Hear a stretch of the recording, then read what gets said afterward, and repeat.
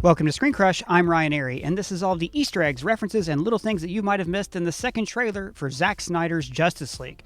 The first thing that I want to mention is that there's a lot of footage in this trailer that appears to be reused from another movie called Justice League from 4 years ago. I'm sorry for that. Credit to Vic Digital on Twitter for that joke. The trailer opens with images from Batman vs. Superman. Now, this is both to recap for us about what's already happened, but also it resets the stage. It definitively tells the audience, hey, that other Justice League, that didn't happen. This is now our starting point, and we're going to begin this journey again. The narration is Lex Luthor from the end of Batman vs. Superman saying, the bell has rung. The bell's already been rung. And they've heard it. Now, in that movie, he's referring to information that he's gleaned from the Kryptonian mothership about Steppenwolf and Darkseid coming to Earth. Basically, the appearance of Zod and Superman on Earth means that the world is ready for a higher form of war. Then we see this temple collapsing on Themyscira. Notice you can see the Amazons have already made it outside and they're watching. This is most likely after Steppenwolf attacks and claims the Mother Box. Then the narration pivots to Bruce, saying, I had a dream. Now, he's referring to the Knightmare sequence from Batman vs. Superman. Personally, this is my favorite part of that movie, even better than this. Save Martha! I'm very excited to see the Knightmare sequence brought to life in this film. Now, in case you don't remember, this was a vision that Bruce had, where he saw an apocalyptic future where aliens ruled the Earth and there was a cult of soldiers who worshiped Superman, who is evil at this point. Now, this is briefly alluded to in the Justice League theatrical cut, where after Superman wakes up, he's all zombie and evil and he hates Superman, but then Lois Lane is there and all of a sudden he becomes good again. This is because in Batman vs. Superman, a version of Barry from the future tells Bruce that he's right and Lois Lane is the key. Lois Lane! She's the key! I'll be honest, I didn't even notice the connection the first 3 times I saw the Justice League. Because, like everything else in that version, it was cut down and washed over. So I'm very excited to see all of this play out. I have a lot of theories on how that sequence is going to fit into the movie that I'm going to talk about as we get later into the trailer. But like I said, I'm very excited. This sequence is the linchpin of these movies. It's what motivates Bruce to fight Superman to begin with, and it's what tells him how to prevent this future from happening. So, in this nightmare future, Earth has been conquered by Darkseid. Long story short on Darkseid, he's an evil alien who rules a planet called Apocalypse.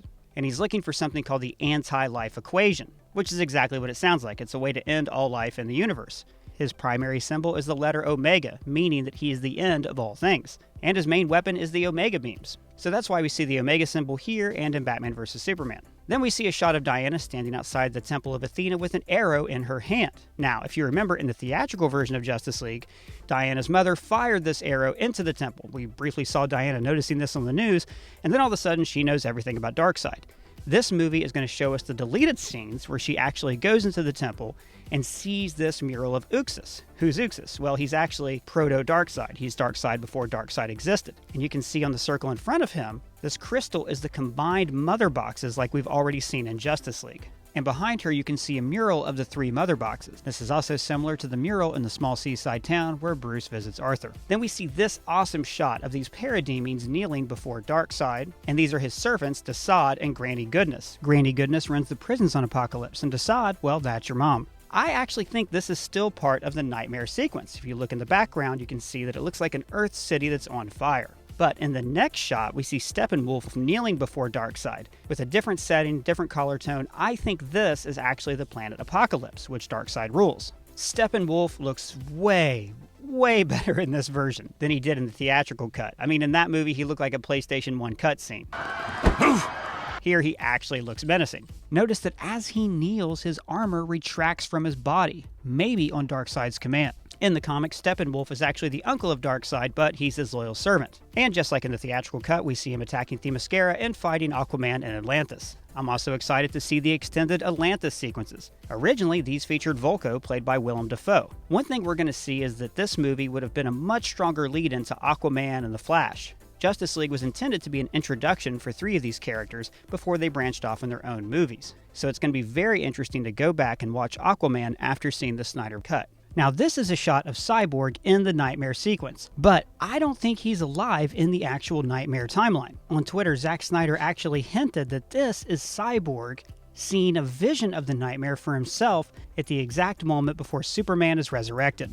I also think this is Knightmare because Snyder released this image of Flash's Knightmare suit standing alongside a new design for Cyborg. This shot of Flash is from the Metropolis Memorial fight, another sequence that's going to be way different. If you remember, this is one area of the theatrical cut that showed Henry Cavill with his rubbery upper lip, indicating that this was one section that had massive reshoots. Here's what I think is going to happen. I think this battle is going to occur just like we saw, except Lois Lane is going to get killed and Superman is going to go completely nuts. Then we're going to see the Knightmare sequence actually come to fruition. We're going to see the whole thing happen. We're going to see the Justice League in this alternate reality trying to form a rebellion against Superman. This actually happened in a Justice League story from the comics. The League was forced to live in an alternate future where Darkseid conquered the Earth and turned it into his new apocalypse. I think this Knightmare sequence is going to end when the team manages to send Barry back in time, at which point they'll cut to Batman in that battle, remembering, oh, Barry's message, and then he's going to go get Lois Lane. It's very trippy and timey-wimey, but most time travel stories are. Then there's a shot of Batman fighting parademons. This again is from the climactic fight that we already saw in Justice League, but again, it looks way better without the red sky. I think they used that red hue to obscure all the unfinished CGI because they were rushing that movie out into theaters. Now, Alfred cautions Bruce against picking a fight with the aliens, with this clever analogy calling Steppenwolf a bull and referring to a red cape. If you can't bring down the charging bull, then don't wave the red cape at it. Which draws a parallel with Superman. Or he could be referring to the resurrected Superman as the bull, and waving the red cape means they're asking him to put on his old costume. We see London in mourning, and then this shot of Lois seeing Superman up in the sky, that we've already seen in the previous trailer. Now this shot of Darkseid swinging the axe is actually from the flashback sequence that we've already seen, so technically this isn't Darkseid, this is Uxas. Paul Kent takes over the narration, saying that Clark was sent here for a reason, like he originally said in Man of Steel. But you're not just anyone, Clark, and I have to believe that you were sent here for a reason. But now it's like he's talking to the whole team. You can see as they lower Clark's body in the water, the Paul Kent's photo drops in the foreground. This reminded me of his story about saving pigs from a flood in Batman vs. Superman. Basically, he told Clark that he and his father worked all night to save their pigs from a flood. But in doing so, they actually ended up flooding the neighbor's farm by mistake. The lesson here is you have to be careful about how you help people. You have to be aware of all the consequences. And so in this sequence, we see the Justice League trying to do good by resurrecting Superman, but that's going to backfire on them spectacularly when he turns evil. Now this shot is very interesting. This is Victor Stone in his quarterback jacket before he became Cyborg. Or is it? Notice there's this weird alien landscape behind him. I definitely don't think this is a flashback to his college days. I think this is Victor Stone communicating telepathically with the Mother Box, and this is the visualization of their telepathic conversation, kind of like when Captain Marvel would commune with the Supreme Intelligence. The next sequence shows Barry saving Iris West from a car crash. Now this is another sequence that was hinted at in the earlier sequences. I'm also looking forward to seeing Barry's expanded role in this movie. He got a little bit of an arc in the theatrical cut. He's scared, he doesn't really know how to fight, and he learns just to save people. Dostoevsky. But this is going to show him in a lot more dimensions. Here we see that he's not afraid when he has to step up and save someone that he loves. But when there's millions of aliens flying at your head, it's a lot harder to find your courage. So this is indicating the beginning of his arc in this film. And this is a very cool detail. Up in the upper left-hand corner here, we see a sign for a farm called Gardner Fox. Gardner Fox is actually a legendary writer of The Flash from the Silver Age of comics. And then we see Superman in his black suit repeating his takeoff scene from Man of Steel.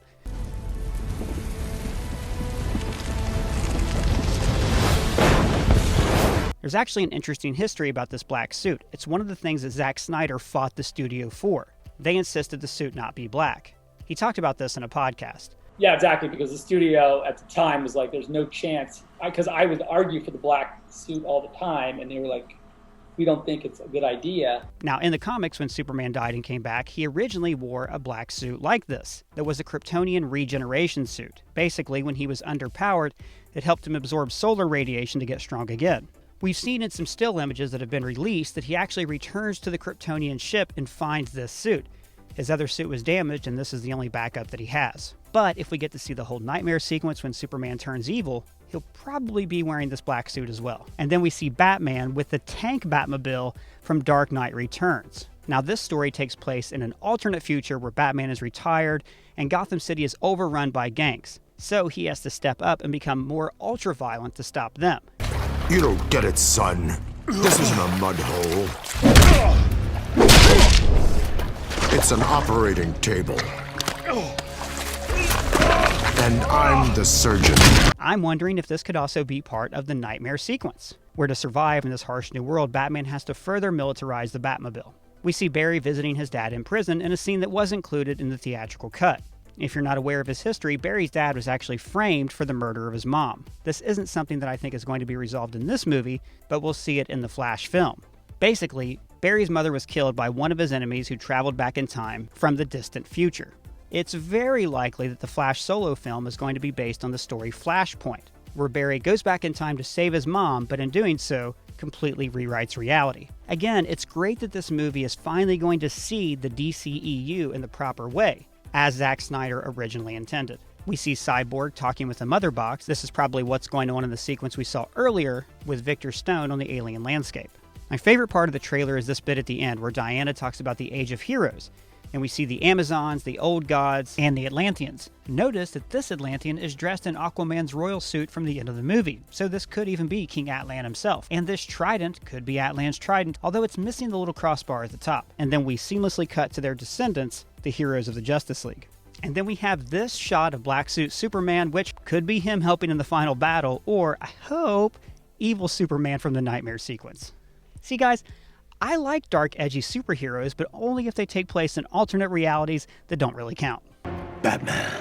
At the end of the trailer, we get to see Jared Leto's Joker wearing a SWAT team uniform like we last saw him at the end of Suicide Squad. Notice that now he has long hair, much more similar to Joaquin Phoenix's version of the character. I'm a little teapot, short and stout. And somehow, in the intervening years of the apocalypse, he's had time to get a tattoo removal on his face. Now, in this kind of world, the Knightmare sequence world, Joker would flourish. He would be somebody who wouldn't pick a side, but would just kind of revel in the chaos. And he says, "We live in a society," which is a Joker meme that's been going around the internet for a few years now.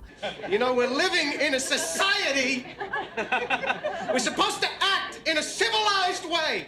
And it makes sense because this entire movie exists because of the internet, so it's only fair that Zack Snyder makes a reference to the internet in this movie. But here's another theory about Joker's appearance. You'll notice that in this scene, Cyborg is standing with Batman. So maybe, just maybe, let's say the team is losing against Steppenwolf, Superman is evil, then Barry touches Cyborg as he touches the Mother Box, and this combined energy allows Cyborg to project his mind into the future where he's able to communicate with Bruce. In fact, this might be the moment when Barry first enters the time stream like we saw in the last trailer. So maybe the Knightmare just all takes place within Bruce's head. He's seen a possible future. And because this all takes place within his psyche, he sees his archenemy, the Joker. This would also explain the lack of the damaged tattoo. Now, there's a few things we didn't see in this trailer that I thought we would. Look, I was a little disappointed that we didn't get to see the Martian Manhunter in this trailer. But here's the thing. He's a shapeshifter. So for all we know, he was in every shot of the trailer. We also didn't see Green Lantern in the flashback fight like we saw in the theatrical cut. Who were you hoping is going to pop up in this movie that wasn't in the trailer? Let me know in the comments below or at me on Twitter. And if it's your first time here, please subscribe. For Screen Crush, I'm Ryan Airy.